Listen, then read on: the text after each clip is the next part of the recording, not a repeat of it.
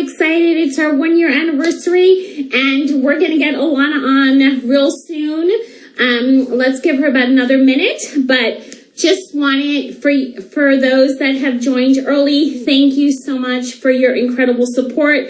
I cannot believe it's been a year since this started.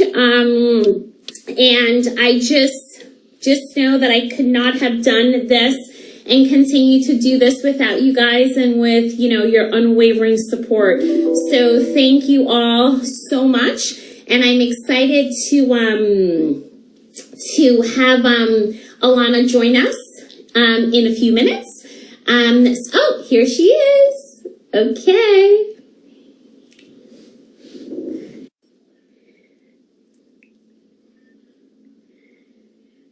Okay, it says we're waiting for her. There she is.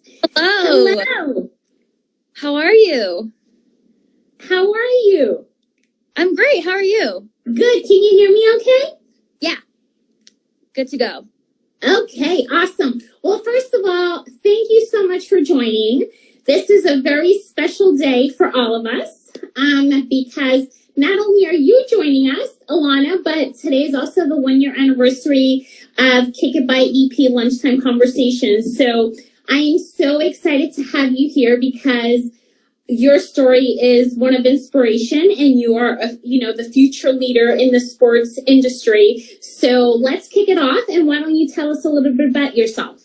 Yeah. First of all, thank you so much for having me and congrats on your 1-year anniversary. So excited for you and thank for the you. So my name's Alana. I went to school at Arizona University, studied sports business, and then after went to Barcelona, Spain, and got my master's in sports management and law. And I founded Latinx In Sports in October 2020, so right during the pandemic. And I really started it because it was something that I wish I had when I was in college, kind of being able to look up to those Latinx sports professionals that were like me, had gone through the same things as me, had the same interests as me. And I didn't really see that, as a part of the community during Hispanic Heritage Month in 2020. So that's really what gave me the initiative to start it, to see the unwavering support we get in the last 5-6 months. And yeah, it's a little bit about me. Yeah, no, that's, first of all, congratulations, because I wish that I would have had the foresight at, when I was in college to start such a group. And I think it's so important what you're doing. And I discovered your community and was just so happy that I stumbled upon it. So again, congratulations. So Alana, from your perspective, why do you think representation matters? I'm a huge believer in the quote, if you can see them, you can be them. And that's really where Latinx In Sports, why I created it, was because I wanted to give people a platform to share their stories and to amplify their voices. So the next generation of Latinx sports professionals, there was people like them already in the industry, very well established, like the people on our board. Adolfo just got promoted today to VP of programming for SoFi Stadium, which was super incredible. Yeah. Vanessa, everyone is a part of our board, incredible, and being able to share their stories and give them a platform has been awesome. And I think really representation is important because the U.S. and the sports industry in general, we're a huge melting pot. That's just what it is. Like the sports industry, we have players from all over the world of all different ages and ethnic backgrounds, and it's really important that the front office also reflects those kinds of things, and those values and that ethnicity and cultural background as well. Yeah, no, absolutely. It's great. And what have you found since you started the group? Where are the majority of the members? Are they just starting off in sports? Or are they already, have a pretty good trajectory in sports? Tell us a little bit about your member base. Yeah, so I think at the beginning, it was a lot of people that were already established in the sports industry. It was actually a little bit overwhelming to have so many sports professionals that wanted to get involved. I was 23 years old, had just come out of grad school, and I was like, I have, sports professionals at 10 years on me, and they want to be a part of this group, which was really interesting to see that even as they were so established at this trajectory, they still want to be somebody like that.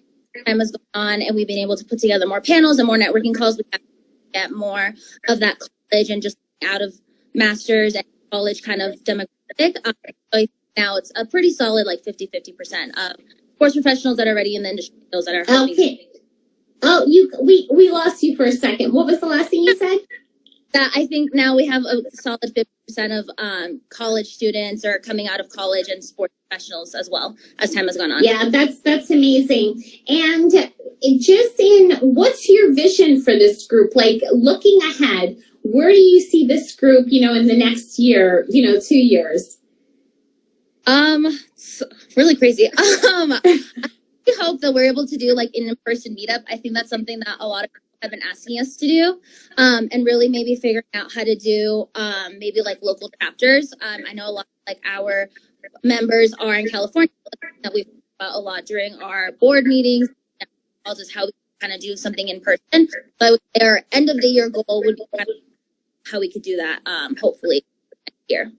Yeah, that'll be amazing. I envision this to be one of the new conferences that's going to emerge along with the SBJ conference, Women in Sports conference. So I'm excited to see what you and your board of directors do in the coming months. So coming back to you, Alana, what do you want? What are your goals and where do you see yourself within this industry? I have a really big passion for events and fan experience and events and operations in general. So that's kind of where I hope to be one day. Going to Europe really showed me like the power of soccer, and back to the States, how, we want to get there one day, be there soon. So I would really love to be like in operations in some capacity at end of itself. I think that's a really, and the women's international and women is doing incredible things right now. And just to see how those players then go back into the NWSL they're able to do, I would love to be a part of that. Yeah, that's awesome. Well, we'll have to figure out. I mean, I'm sure, I am confident that you're going to get there. So we just have to figure out within our networks how we're going to help you get there. So I'm confident you're going to get there. So going back a little bit to the group. Sorry, I jumped ahead, but wanted to ask you, what can we do to support Latinx in sports, and how can we help amplify what you're trying to do, and how can we be supportive of this community that you're building? Yeah, I think a lot of our growth just so far has come from word of mouth. Really just like our board advocating for us when they're talking to other sports professionals or having informational interviews, or that you personally and Yvonne did the Women in Sports Warriors panel, and it was awesome to hear Yvonne talk about Latinx in sports on such a larger platform. So yeah, really just advocating for us, and we're kind of hoping in the future to do some sort of partnerships, either with some teams or with employee groups. So yeah, really just amplifying our, just making sure that people are aware that this is something that we've been able to create in a community that's up and coming, and we for the future. Yeah, no, absolutely. And it's incredible. I'm incredibly like in awe of what, you and, your colleagues are doing. So, it's really interesting. And how do you feel, what are your thoughts now that sports are slowly coming back? I mean, we saw that the Texas Rangers opened up with a full stadium of 40,000 plus people yesterday. But just in terms of brands engaging the younger audience, Alana, what are your thoughts in regards to what marketers should be thinking about? Yeah, I think we've seen a huge uptick in sports recently. I think a lot of less teams kind of come into play with that. So I think that's a really awesome way to kind of tap into that younger generation. When we were all sitting at home, in COVID, a lot of people were playing video games, and that was our way of interacting with one another, and Zoom and via FaceTime. So really just figuring out how they can take those kinds of fan experiences, those different activations to a digital place. Now with COVID, obviously they're opening up. That's great, but they sometimes have limited capacity. Maybe you can't make it. Maybe you're a fan of a team that live near. So really just trying to figure out how they make sure fans feel like they're still connected with the players and the team versus in person. That's one of the things I think of the hybrid approach, right? So how are we going to figure out how we keep you entertained, since you were used to being home for a full year, and then once you go back in person, what's that middle ground because I think it's going to be, I think it's going to be an interesting, I think the fan behavior overall has really changed. So it's going to be a really interesting dynamic to see how this all moves forward. Yeah, definitely. I think a lot of teams have done incredible things via social media, like the SMS Sports Creative Community, everything that they've been able to do via Twitter and Instagram and personalized wallpaper Wednesdays and everything. Like they were really sure that the fans stay engaged. And, you know, I think it's a ending of trying to come up with creative and unique ideas to continue engaging their fan base and hopefully acquire in the younger age and the younger. Yeah, and when you think about the platforms that everyone is using, Alana, what would be the three top platforms that you would say would be great to reach out to the younger audience? Definitely TikTok. That's a huge one. I would say TikTok and Twitter, and maybe like Twitch if you're doing sports. I think that's a huge one too. A lot of people spend a lot of time on Twitch, but I'm on TikTok all the time. So definitely think like that would be where the younger generation is, and I think a lot of us love interacting with fans on Twitter, interacting with the teams and their accounts, and just replying to all the random things that they interact with the fans and the fan page. So I think those are the top three. Yeah, no, absolutely. So let's talk about TikTok for a second. Do you do TikTok dances? No. No, but I've seen MLB players do it, and I think that's really awesome that, you know, they get engaged and a lot of fans enjoy it, but I do not personally know. Okay, because I want to figure out how do you learn how to do these dances that everybody does different dances on TikTok, Alana, but where do we learn? Oh, sorry, I lost you for a second. What were you saying about learning? No, I'm here. Yeah. Oh. Yeah, how do you learn how to do those TikTok dances? Tutorial videos? Question mark? Maybe? I'm not entirely sure. I mean, I've seen my family, particularly my cousins, they do them all the time, but I'm definitely one of like the ones that just supports them and like watches them do it, but will not personally engage in such a thing. But yeah, it's really awesome though to see, like how players use their like their personalities to do them. I think the D-backs, a couple of players, the best friends one, and I it. So yeah, really awesome to see that players are now doing it and trying to get involved in that. And I think has been huge as well during COVID and all things like that. Yeah, and I also think what I love about it, to your point about the players using TikTok to engage their fans, but it's also showing a different side of their personality, right? So it's very lighthearted, and I think that's the one really key thing that we've learned during COVID is that when people are home and they're creating their own content, you're seeing a different side of these players, of these celebrities. So it makes it feel like you're getting to know them on a different level. Yeah, I think when COVID first started, so March of 2020, there were 2 or 3 Cubs players ended up staying in Arizona, and they just made like their own version of a hype house kind of in a way.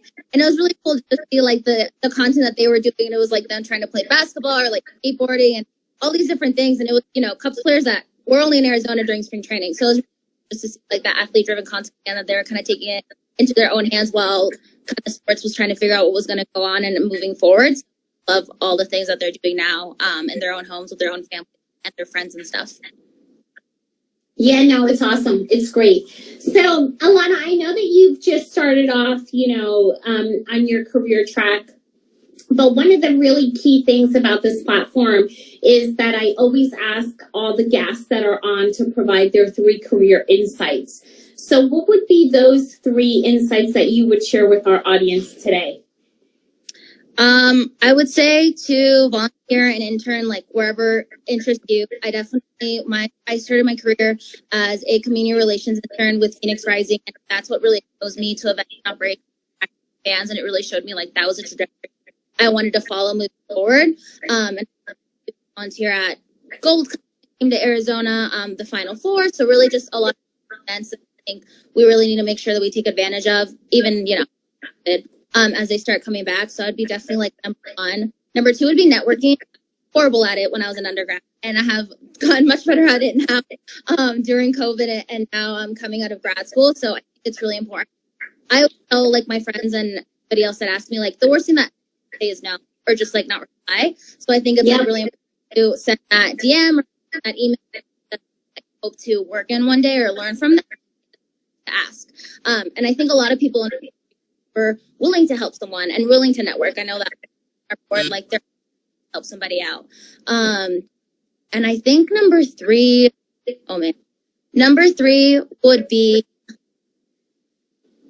I guess, just to work hard. I know like that's like such like a basic one, but I think like that was something that I really wanted to make sure when I went into work every day that I was doing, like making sure that I was doing whatever it was to the best of my ability and making sure to ask, hey, how can I help? How can I do this? And during those opportunities, that's how you learn about maybe marketing or social media, because that's not something you had touched before, but maybe help the media team or help with AtVoice or something. Like that's different ways of being able to learn about different opportunities and what you want to do in the future. Yeah, no, absolutely. Absolutely. And I think working hard is one that I think that a lot of people take that not for granted, but don't take it as seriously. We had a guest a few weeks ago who said to us that we should say yes to everything, right? Because that exposes us to new opportunities and, you know, to new things that we potentially wouldn't have been exposed if we didn't say yes. Mm-hmm. Yeah. And I think there's also, I think that it holds true very much, but I think there's also the kind of the teetering line of like burnout. I think that's something that a lot of people often talk about, like, you know, making sure that you are saying yes, but you're also making sure you have the bandwidth to say yes so that, you know, it doesn't come at a later time that you are burnt out. You feel like you can't kind of continue or motivate. So I think it's definitely like a teetering line, yes, but to take time for yourself is super important. Yeah, no, absolutely. Absolutely. So wanted to get your thoughts before we wrap up. What are your thoughts in regards to MLB moving the All-Star game out of Georgia? I think it was something that the players and I think the community in general like wanted to come out of it. I did see that they just decided that it was going to go to Colorado. That should be interesting. But yeah, I mean, if it was something that the commissioner, you know, do, I think a lot of players were being very careful about it, and it was definitely calling for that to kind of take part and kind of bringing light to the situation that was happening. So yeah, it was definitely something that kind of came surprising because the NBA has been very vocal about, you know, social injustice issues and things like that. So I think now more leagues and more teams kind of paying attention to that, like to it. Really interesting for sure. Yeah, no, I agree. I thought it was a great move by Major League Baseball. And, you know, I feel overall, I think that the NBA has always led the way in terms of social justice issues and being forward thinking. So when MLB came out and said that they were going to move the game, I was like, yes, because there's sports influences so many things in this world that social justice is definitely something that they play a large role in, and they can make a difference specifically from an economic perspective. So that's definitely moving forward that we've talked with our advisory board of Latinx sports to kind of have that conversation of why politics and sports kind of can't be separate. I think that was a very hot topic during the bubble and even before the bubble, before COVID and those things like that. So hopefully we'll be having conversations geared around that and talking about the topics soon for the organization. Yeah, well, that's great. We'll keep it up. Anything that we can do to help you, to support you, please count on me personally and this community, because I'm so excited to see where you take this. So congratulations to you, Alana, again. Thank you so much for being part of this big day on our little platform in our community. And just thank you for your time. Thank you, everyone, for watching. And we're actually, because today's our 1 year anniversary, we're doing a double dose of conversation. So I hope you all come back tonight at 7 p.m. because we're doing a prime time conversation tonight. So again, Alana, thank you. Thank you for being here with us today. We appreciate it. And all the best to you. Thank you, everyone, for watching, and we'll see everyone soon. Thank you. Congratulations. We're excited to see where you take it. Thanks, Alana. Okay, bye-bye.